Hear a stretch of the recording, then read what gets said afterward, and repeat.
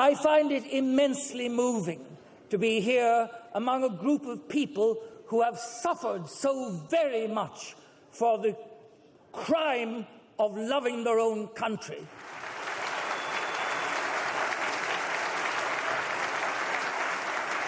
These crimes against humanity are continuing today in the tragic country of Iran. Earlier this week, together with a colleague, Senator Brian O'Donnell, I raised the issue of the 1988 massacre in the Irish Senate.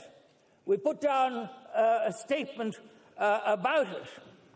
And in that, I referred to the fact that some of those criminals are still involved at the highest levels in Iran.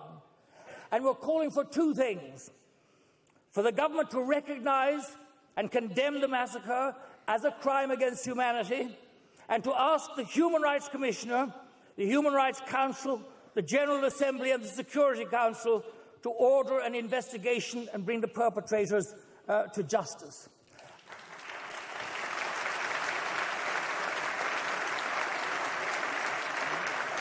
I'd like, finally, because I know that we're short of time and we want to get on and hear many more important speakers, just to look at three sentences.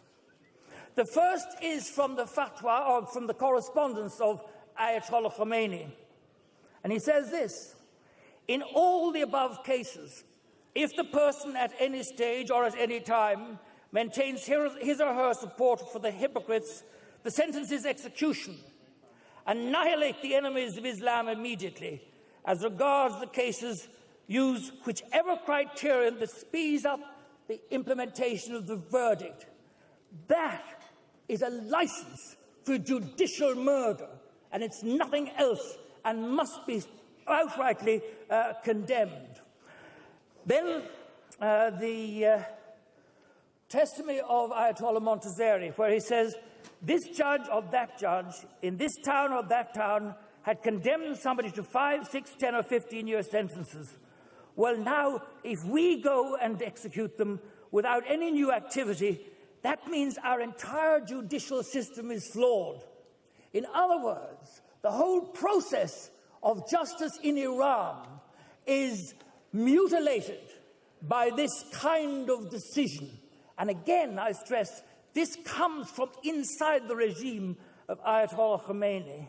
And I salute you from Ireland for the work that you have been doing here today and that you continue to do. And I look forward to the day when we have a free Iran that regains its place in the international community as one of the great founts and sources of our civilization.